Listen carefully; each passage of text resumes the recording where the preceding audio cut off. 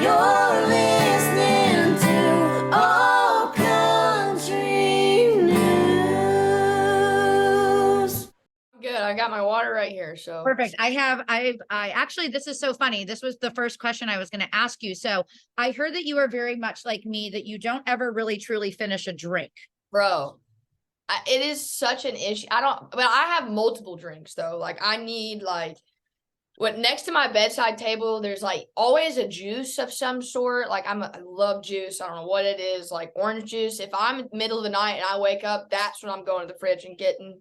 But I just don't know why I can't ever finish my drinks unless it's, an alcoholic beverage, and I'll probably finish that. But Yeah, I feel like the only thing that I don't really finish is a beer. beer, I was about to say that. That's the worst. The back, the bottom, that's hot. It's backwash and warm. Ugh. Yeah. Yeah. I actually got beer drunk the other day for the first time, and I think college. And we were at the Luke show because we did that whiskey jam in Pittsburgh with him. And then afterwards, we were like, we all got to go in the stadium and like watch the whole show, and it was super cool. But we were drinking beer.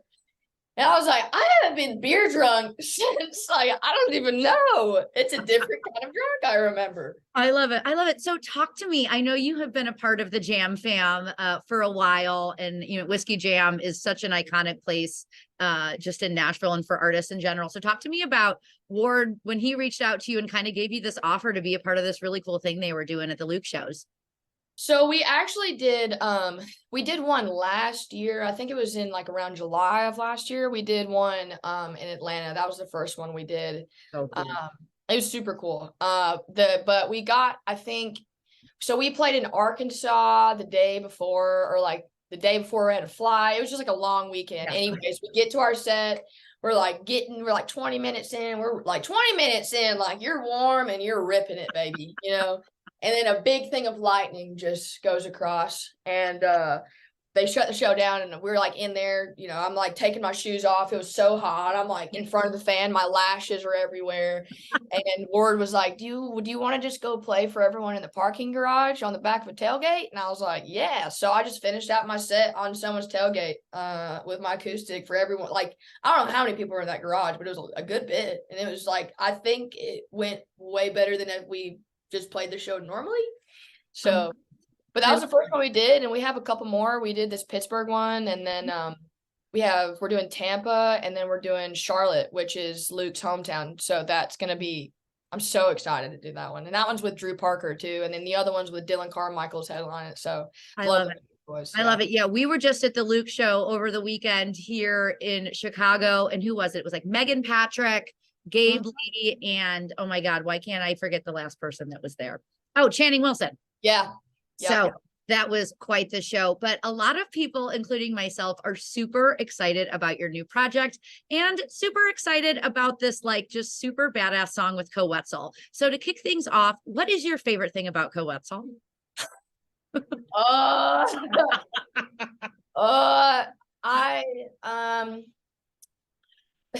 Co's not going to do anything he doesn't want to do.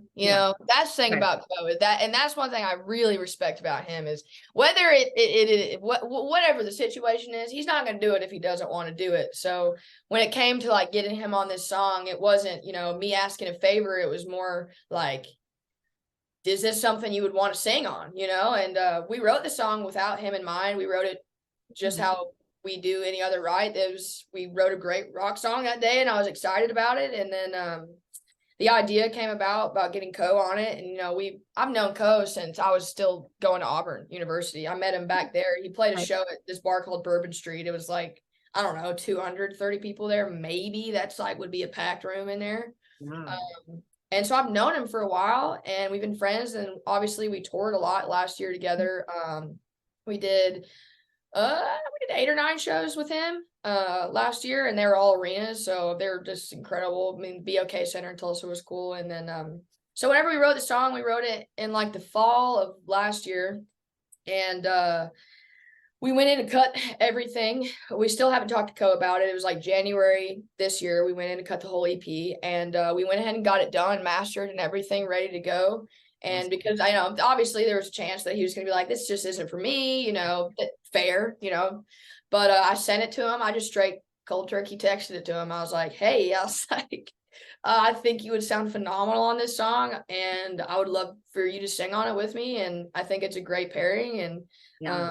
he said, this shit slaps. So, so he came to Nashville and put his vocals down, and he's honestly, he's really, really talented. I wasn't even in there the day he did vocals. We wrote the day before he did vocals together on a different song, but the day he did vocals, he was in there. He's like kind of calling me. He's like, what do you want me to do? And I was like, dude, just do your thing on the second verse. Cause we had the whole song written out. He just sang the second verse, but definitely put all of his harmonies and vocals. There's a lot in there. I don't think people can hear. It's cool, like being able to pull it apart and hear like the stems of what he actually put on there. And he's really talented. He's great harmony singer. Yeah, I love it. I think you should get this shit slaps like in his handwriting on your arm. I think that would be no. I've already gotten a tequila tattoo from the room. I can't. I have my cowboy hat, so that's every time I go home, it's just my dad. It's just the shame. It's not the shame, just the shake of the head. Like, come on. I was like, Dad, if this is the one thing that I do, come on. I feel like it's fine. I love it. My dad was the same. My sister and I all have a couple of tats, and then we went to go visit my dad over the summer, and all of a sudden he had a tattoo. We're like, that will never happen. If my dad got a tattoo, somebody would have had to drug him and take him into a tattoo shop. And I love it. I love it. So the song with Co, That's Why We Fight.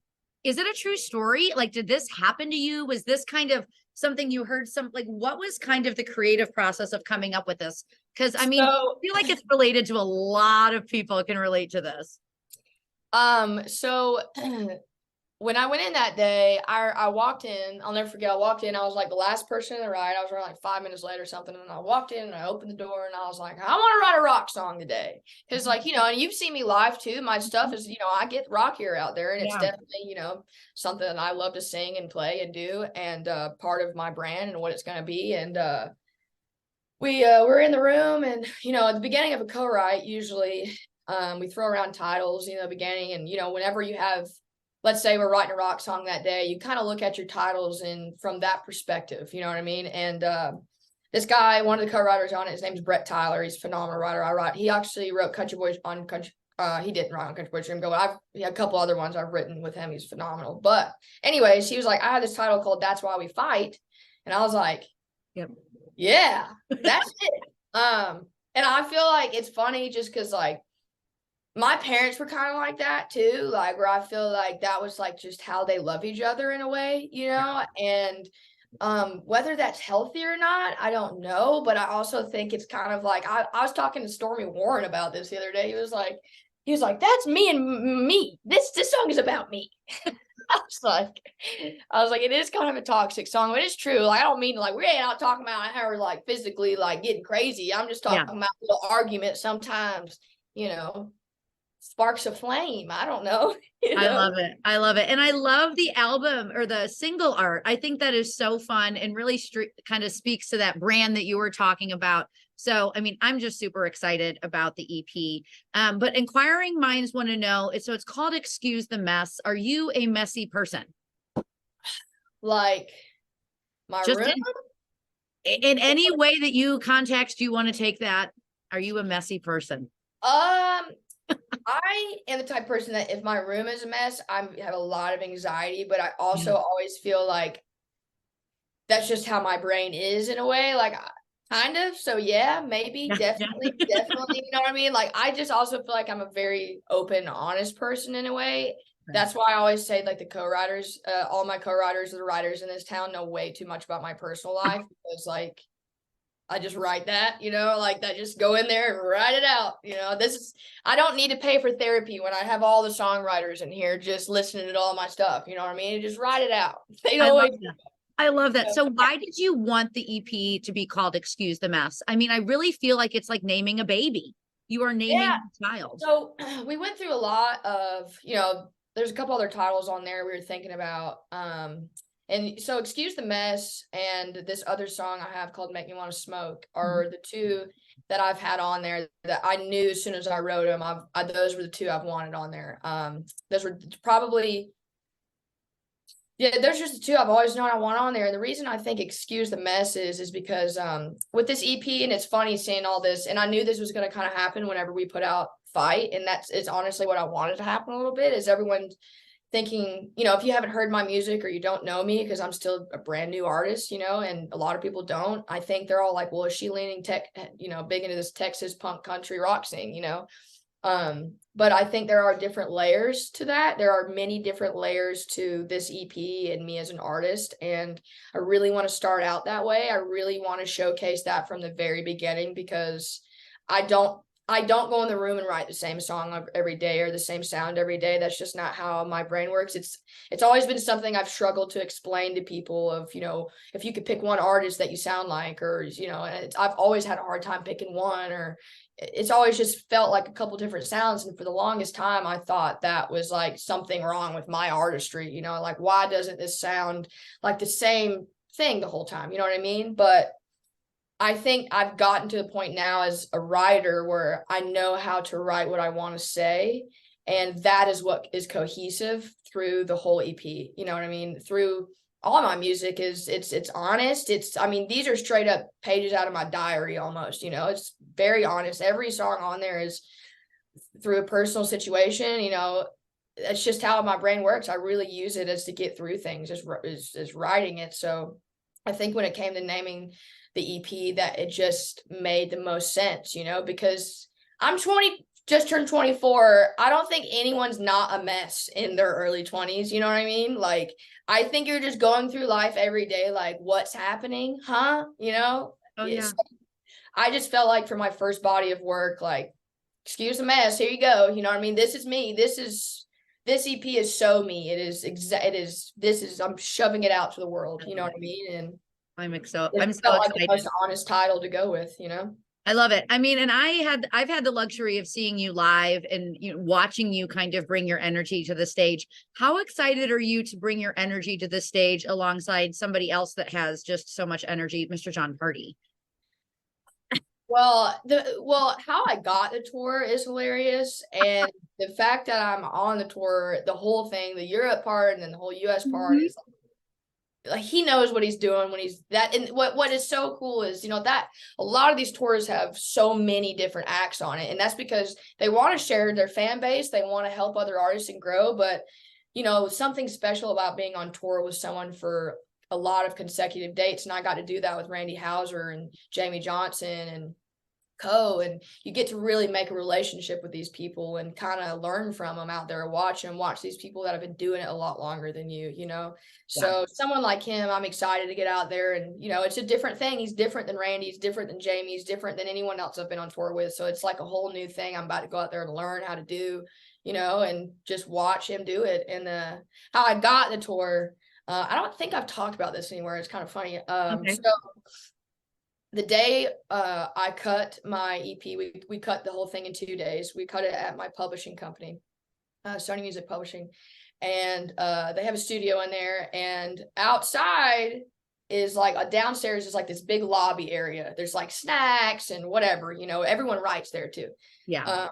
And so Jon Pardi is at the same publishing as me. Anyway, so the first day I wore all my rock stuff. I was wearing black and my rings and, and because we were cutting the rockier stuff, we were cutting Fight and a couple other ones that were more up tempo, Smoke. And then the second day we were cutting more of like the country serious, meaning, so I was wearing like my cowgirl hat and my jeans and my boots, you know what I mean? Like that's me, two sides of me for sure. So I needed to go I had to sing with the band, and I wanted to get a pack of Lay's chips, because if you eat Lay's, like a lot of people do it, it's really good. Something about the oil is great. So Really? Wow. went in the kitchen to go get a pack of Lay's chips, and they were playing Jon Pardi over the speakers downstairs. Like they always just kind of have like all the writers and stuff are playing on the speakers. And so I'm going through this back little hallway. I'm like looking down, and they're playing "Got a Little Dirt on My Boots," but I was singing it like John Party, like me, like just because I was in like a silly, goofy mood. I'm cutting my first, I'm having a wonderful mood, and I was like, "Got a little dirt on my boots because I'm taking you downtown tonight." Like I'm really getting into it, and I'm like singing it to myself, kicking my boots around, and I look up, and John Party is sitting there staring at me with his hat on, and I never met him before ever. And I was, and all I said was, I looked at him for a second. I said, "Hey, I'm Ella Langley," and then I just got my pack of Lay's chips and went out. And he called one of the publishers, and he was like, "Who's this cowgirl I met downstairs?" And Anna Weisband is his publisher up there, but she was like, "What's Ella Langley? She's badass. You should take her on tour." And he's like, "Well, we do need a first of 3 for the tour."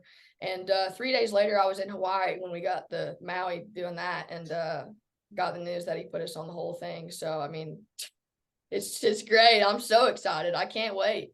I love it. That should be like your advice to young people, like, really big, like young aspiring people in town. Just emulate people and go get a bag of chips, and you never know what's going to happen. You never know what you're gonna see is the saying, you know what I mean? Like, it's just funny because it's just me like being so ridiculous, it's like, what are the odds that he was sitting right there? So I really think that was a God thing. It was cool. I do too. I think that's so fun. So you're also doing some super exciting things at CMA Fest. We are so excited. Our team will be down there, and you are 100% on our must-see list and included in all of that for us. So what are you most excited about for CMA Fest? Because really, it's just kind of a celebration of country music and really being able to reach a whole bunch of new fans. Well, so I think so last year I played Spotify House. I did one other show. So it was like my first year. And it's like your first time doing anything, you're just kind of figuring it out. You don't really know what's going on. Everyone seems like they know what's going on, and you're like, Yeah. And so this year I'm excited to have music out, have the CP out. Last year I didn't have but like 1, 2, 3 songs out. So maybe 2. So I'm excited for this year to have music out. So people that, want to come watch the shows that love the music can, and for the people that don't know it yet can hear it. And, this is like the year I feel like I know a little bit what's going on now. I can, you know what I mean? Like I can do all the things. So I'm excited. There's a lot of cool things that I'm going to get to interact with fans and stuff there too. So it's just going to be a really cool week. I'm pumped for it. I love it. So we are super excited to hear you do all that fun live. I'm excited to hear That's Why We Fight live. But to wrap things up here, if you could tell fans to go listen to one song off the EP, you could only choose one, what song would you encourage them to go listen to? It's a song called Could Have Been Her. Okay. This song is, there's something about songs that stay around for a long time that I think songs like that say something worth saying, and say something that's a little bit hard to say sometimes, that are just honest. But those are the songs that people need to hear. I think that's why music is so incredible, because it has this healing thing about it, and this song is a song that healed me from kind of a messed up relationship, a messed up experience. And this is a song about, the person you could have been if you weren't tough enough to get out of something that wasn't right for you, So this is a song that I hope people listen to, and I hope the people that need to listen to it and maybe are in that kind of situation, whether it be a relationship or work or any kind of relationship, that this song hopefully is like, you know what, I can stand up for myself and not be in something that I don't want to be in anymore. You're listening to